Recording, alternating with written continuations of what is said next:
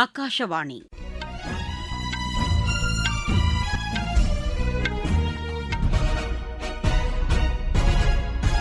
செய்திகள் வாசிப்பவர் சித்ரா பாலசுப்ரமணியன். தலைப்புச் செய்திகள். புத்தபிரானின் சிந்தனைகளை மக்களிடம் பிரபலப்படுத்துவதற்கான நடவடிக்கைகளை மத்திய அரசு மேற்கொண்டுள்ளதாக பிரதமர் திரு நரேந்திர மோடி கூறியுள்ளார். வளர்ச்சியடைந்த இந்தியாவிற்கான ஊரக வேலைவாய்ப்பு உறுதி மற்றும் வாழ்வாதார சட்டம் குறித்து திமுகவினர் தவறான தகவல்களை பரப்பி வருவதாக மத்திய இணையமைச்சர் டாக்டர் எல் முருகன் குற்றம் சாட்டியுள்ளார்.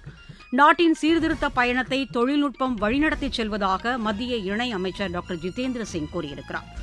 500 ரூபாய் நோட்டுகளை ரிசர்வ் வங்கி திரும்பப் பெறப் போவதாக வெளியான தகவல் உண்மைக்கு புறம்பானது என மத்திய அரசு தெளிவுபடுத்தியுள்ளது. அகமதாபாத் சர்வதேச மகளிர் டென்னிஸ் போட்டியில் இந்தியாவின் வைதேகி சௌத்ரி அரையிறுதிக்கு முன்னேறியுள்ளார். இனி விரிவான செய்திகள். புத்தபிரானின் சிந்தனைகளை மக்களிடம் பிரபலப்படுத்துவதற்கான நடவடிக்கைகளை மத்திய அரசு மேற்கொண்டுள்ளதாக பிரதமர் திரு நரேந்திர மோடி கூறியுள்ளார். புத்தரின் பிப்ரக்வா புனித கலசத்தை சர்வதேச அரங்கில் பார்வைக்கு வைக்கும் நிகழ்ச்சியை நாளை தாம் தொடங்கி வைக்க உள்ள நிலையில் சமூக வலைதளத்தில் இதனை பதிவிட்டுள்ள பிரதமர், நாட்டின் வளமான கலாச்சாரத்தை இளைஞர்கள் அறிந்து கொள்வதற்கு இந்த முயற்சி உதவிகரமாக இருக்கும் என தெரிவித்தார். புதுதில்லியில் உள்ள தேசிய அருங்காட்சியகத்திலும் கொல்கத்தாவில் உள்ள இந்திய அருங்காட்சியகத்திலும் பிப்ரக்வாவிலிருந்து கண்டெடுக்கப்பட்ட புத்தரின் வாழ்க்கை மற்றும் சிந்தனைகளை விளக்கும் அரிய தொல்பொருட்கள் காட்சிக்கு வைக்கப்பட்டுள்ளதையும் பிரதமர் தமது பதிவில் குறிப்பிட்டுள்ளார். வளர்ச்சியடைந்த இந்தியாவிற்கான ஊரக வேலைவாய்ப்பு உறுதி மற்றும் வாழ்வாதார சட்டம் குறித்து தமிழகத்தில் திமுகவினர் தவறான தகவல்களை பரப்பி வருவதாக மத்திய இணையமைச்சர் டாக்டர் எல் முருகன் குற்றம் சாட்டியுள்ளார். இன்று சென்னையில் மத்திய அரசின் நடப்பாண்டிற்கான நாள்காட்டியை வெளியிட்ட பின்னர் செய்தியாளர்களிடம் பேசிய அவர், இத்திட்டத்திற்கான பயனாளிகள் கிராம சபை உறுப்பினர்கள் மூலம் வெளிப்படைத்தன்மையுடன் தெரிவு செய்யப்படுவதாக கூறினார். முன்பு 100 நாட்களாக இருந்த இந்த திட்டத்தில் தற்போது 125 வேலை நாட்கள் ஒவ்வொரு பயனாளிக்கும் அளிக்கப்படுவதாகவும் டாக்டர் எல் முருகன் தெரிவித்தார். இந்த சட்டத்தை எதிர்த்து ஏதோ மத்திய அரசாங்கம் இந்த 100 நாள் வேலையை பறித்து விட்டதாக ஒரு தவறான போலியான பிரச்சாரத்தை செய்து கொண்டிருக்கிறார்கள். திரு ஸ்டாலின் அவர்கள், முதலமைச்சர் அவர்கள், எங்கேயாவது இந்த சட்டத்தில் இந்த திட்டத்தில் இந்த வேலையை நாங்கள் எடுத்திருக்கிறோம் அப்படின்றத நீங்கள் நேரடியாக என்னிடத்தில் விவாதிக்க தயாரா? நீங்கள் எங்கே சொன்னாலும் சரி, நாம் நேரடியாக விவாதிக்க நான் தயார். இந்த சட்டத்தின் மூலியமாக வேலைவாய்ப்பு 100 நாட்களாக இருந்ததை 125 நாட்கள் உயர்த்தி கொடுத்திருக்கோம். அதாவது கூடுதலாக 25 நாட்கள் அதிகமாக வேலை கொடுக்கப்பட்டிருக்கிறது. இந்த சட்டம் ஒரு டிரான்ஸ்பரன்சியாக இருக்கணும். பயனாளிகள் தேர்ந்தெடுப்பது கிராம சபை மூலியமாக பயனாளிகள் தேர்ந்தெடுக்க வேண்டும். அந்த கிராம சபை கூட்டங்கள் மூலியமாக தேர்ந்தெடுக்கப்பட்ட பயனாளிகள் இந்த சட்டமானது உறுதி செய்கிறது. நாட்டின் சீர்திருத்த பயணத்தை தொழில்நுட்பம் வழிநடத்திச் செல்வதாக மத்திய அறிவியல் தொழில்நுட்பத்துறை இணை அமைச்சர் திரு ஜிதேந்திர சிங் கூறியுள்ளார். தமது அமைச்சகத்தின் கடந்த ஆண்டின் சாதனைகளை பட்டியலிட்டுள்ள அவர், பிரதமர் திரு நரேந்திர மோடி தலைமையிலான தேசிய ஜனநாயக கூட்டணி அரசு கடந்த 2014ஆம் ஆண்டு ஆட்சி பொறுப்பேற்றது முதல் அறிவியல் மற்றும் தொழில்நுட்பத்திற்கு உயர் முன்னுரிமை அளித்து வருவதாக தெரிவித்தார். தொழில்நுட்பமும் புதிய கண்டுபிடிப்புகளும் நாட்டின் எதிர்கால வளர்ச்சியை நிர்ணயிக்கும் என்றும் அவர் குறிப்பிட்டார். நாட்டில் முதல் முறையாக அறிவியல் தொழில்நுட்பத்துறையை தேசிய ஜனநாயக கூட்டணி அரசு ஊக்குவித்துள்ளது என்றும் திரு ஜிதேந்திர சிங் கூறினார். மேற்குவங்க மாநிலத்தில் சட்டம் ஒழுங்கு முற்றிலும் சீர்கெட்டுள்ளதாக பிஜேபி குற்றம் சாட்டியுள்ளது.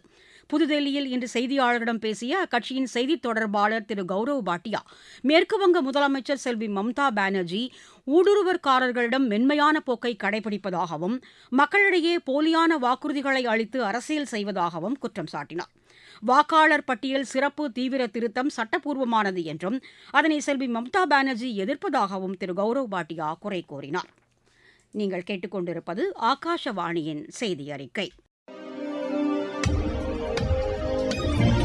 நேயர்களே, சென்னை அகில இந்திய வானொலியின் மாநில செய்திப் பிரிவு வழங்கும் சுழல் விளக்கு சனிக்கிழமை தோறும் காலை 7 மணிக்கு ஒலிபரப்பாகிறது.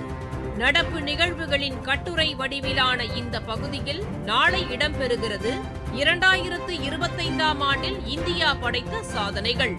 பிரதான அலைவரிசையில் ஒலிபரப்பாக உள்ள இந்த நிகழ்ச்சியை கேட்க தவறாதீர்கள்.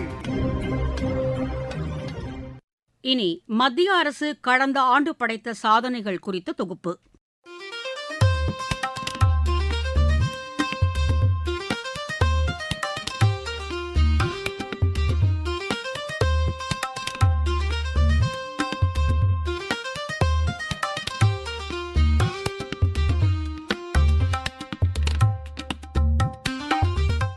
இதில் இன்று இடம்பெறுகிறது தொழில்நுட்பத்துறை சாதனைகள். மத்திய அரசு மேற்கொண்ட நடவடிக்கைகள் காரணமாக இதுவரை இல்லாத அளவிற்கு தொழில்நுட்பத்துறையில் சாதனைகள் படைக்கப்பட்டுள்ளன. செயற்கை நுண்ணறிவு, செமிகண்டக்டர், அணுசக்தி, விண்வெளி ஆய்வு உள்ளிட்ட துறைகளில் கடந்த ஆண்டு பல்வேறு சாதனைகள் படைக்கப்பட்டன. செயற்கை நுண்ணறிவு தொழில்நுட்ப பயன்பாட்டிற்கு ஊக்கமளிக்கும் வகையில் 10,000 கோடி ரூபாய் மதிப்பிலான இயக்கத்தை மத்திய அரசு அறிவித்தது. செயற்கை நுண்ணறிவு கட்டமைப்பு வசதிகளும் மேம்படுத்தப்பட்டன. இந்த துறையில் அமெரிக்கா, சீனாவுக்கு அடுத்தபடியாக இந்தியா 3வது இடத்தை பிடித்துள்ளது. செமிகண்டக்டர் துறையில் சுயசார்பினை எட்ட வேண்டும் என்ற நோக்கில் பல்வேறு திட்டங்கள் செயல்படுத்தப்பட்டு வருகின்றன. உள்நாட்டிலேயே உருவாக்கப்பட்ட விக்ரம் 32 சிப் கடந்த செப்டம்பர் மாதம் பிரதமரிடம் வழங்கப்பட்டது அந்த துறையின் வளர்ச்சியை எடுத்துரைப்பதாக உள்ளது. நாடு முழுவதும் 6 மாநிலங்களில் 10 செமிகண்டக்டர் உற்பத்தி பிரிவுகள் செயல்பட்டு வருகின்றன. இதில் கடந்த ஆண்டு மட்டும் 5 செமிகண்டக்டர் உற்பத்தி பிரிவுகளுக்கு ஒப்புதல் அளிக்கப்பட்டது. செமிகண்டக்டர் துறையின் வளர்ச்சிக்கு உதவிடும் முக்கிய கனிமங்களின் உற்பத்திக்கும் மத்திய அரசு உத்வேகம் அளித்துள்ளது. தூய எரிசக்தி பயன்பாட்டிற்கு ஊக்கமளிக்கும் வகையில் 1,500 கோடி ரூபாய் மதிப்பிலான மறுசுழற்சி இயக்கத்திற்கும் ஒப்புதல் அளிக்கப்பட்டுள்ளது. விண்வெளி துறையில் தொடர்ந்து பல்வேறு சாதனைகள் படைக்கப்பட்டன.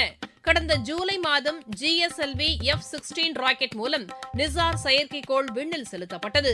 இந்தியாவின் சுபான்ஷு சுக்லா சர்வதேச விண்வெளி ஆய்வு நிலையத்திற்கு சென்று 18 நாட்கள் பல்வேறு ஆய்வுகளை மேற்கொண்டதும் வரலாற்று சிறப்பு மிக்கதாகும். இதுபோன்று பல்வேறு சாதனைகள் விண்வெளி துறையில் படைக்கப்பட்டன. அணுசக்தி துறையில் தனியார் பங்களிப்பிற்கு ஊக்கம் அளிப்பதற்கான நடவடிக்கைகளும் மேற்கொள்ளப்பட்டன. ஆராய்ச்சி, மேம்பாடு மற்றும் புதுமை கண்டுபிடிப்பு திட்டங்களை ஊக்குவிப்பதற்கு 1,00,000 கோடி ரூபாய் மதிப்பிலான நிதியம் ஏற்படுத்தப்பட்டது. பிரதமர் திரு நரேந்திர மோடியின் தொலைநோக்கு பார்வையுடன் அறிவியல் தொழில்நுட்பத்துறையில் இந்தியா முன்னணியில் திகழ வேண்டும் என்ற நோக்கில் பல்வேறு திட்டங்கள் செயல்படுத்தப்பட்டு வருகின்றன.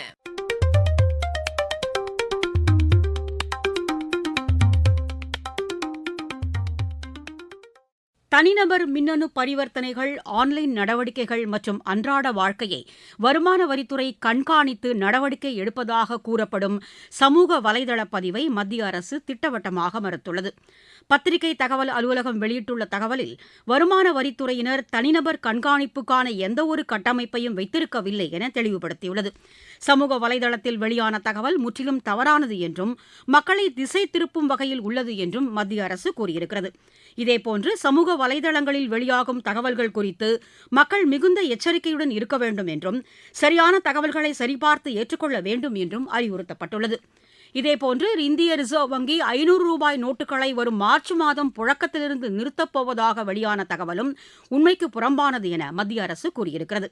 இந்திய ரிசர்வ் வங்கியும் சமூக வலைதளத்தில் வெளியிடப்பட்ட இந்த தகவல் போலியானது என்றும் இதுபோன்ற எந்தவொரு அறிவிப்பும் ரிசர்வ் வங்கி சார்பில் வெளியாகவில்லை என்றும் உறுதி செய்துள்ளது. 500 ரூபாய் நோட்டுகள் சட்டப்பூர்வமாக செல்லத்தக்கவை என்றும் ரிசர்வ் வங்கி உறுதி செய்திருக்கிறது. விளையாட்டுச் செய்திகள். அகமதாபாத் சர்வதேச மகளிர் டென்னிஸ் போட்டியில் இந்தியாவின் வைதேகி சௌத்ரி அரையிறுதிக்கு முன்னேறியுள்ளார். ஒற்றையர் பிரிவு காலிறுதி ஆட்டத்தில் அவர் 6-3, 6-4 என்ற செட் கணக்கில் ஜப்பானின் ஹொனோகோ கொபாஷியை வென்றார். இந்திய மகளிர் ஹாக்கி அணியின் முதன்மை பயிற்சியாளராக ஜோர்ட் மரிஜ்னே நியமிக்கப்பட்டுள்ளார். டோக்கியோ ஒலிம்பிக் ஹாக்கி போட்டியில் இந்திய மகளிர் அணி 4வது இடத்தை பிடித்ததற்கு காரணமானவர் இவர் என்பது குறிப்பிடத்தக்கது. நியூசிலாந்துக்கு எதிரான ஒருநாள் கிரிக்கெட் போட்டித் தொடரில் பங்கேற்க உள்ள இந்திய அணியை தேர்ந்தெடுப்பதற்கான கூட்டம் நாளை இணையதளம் வாயிலாக நடைபெறும் என கிரிக்கெட் கட்டுப்பாட்டு வாரியம் அறிவித்துள்ளது. மீண்டும் தலைப்புச் செய்திகள். புத்தபிரானின் சிந்தனைகளை மக்களிடம் பிரபலப்படுத்துவதற்கான நடவடிக்கைகளை மத்திய அரசு மேற்கொண்டுள்ளதாக பிரதமர் திரு நரேந்திர மோடி கூறியுள்ளார். வளர்ச்சியடைந்த இந்தியாவிற்கான ஊரக வேலைவாய்ப்பு உறுதி மற்றும் வாழ்வாதார சட்டம் குறித்து திமுகவினர் தவறான தகவல்களை பரப்பி வருவதாக மத்திய இணையமைச்சர் டாக்டர் எல் முருகன் குற்றம் சாட்டியுள்ளார். நாட்டின் சீர்திருத்த பயணத்தை தொழில்நுட்பம் வழிநடத்திச் செல்வதாக மத்திய இணையமைச்சர் டாக்டர் ஜிதேந்திர சிங் கூறியிருக்கிறார்.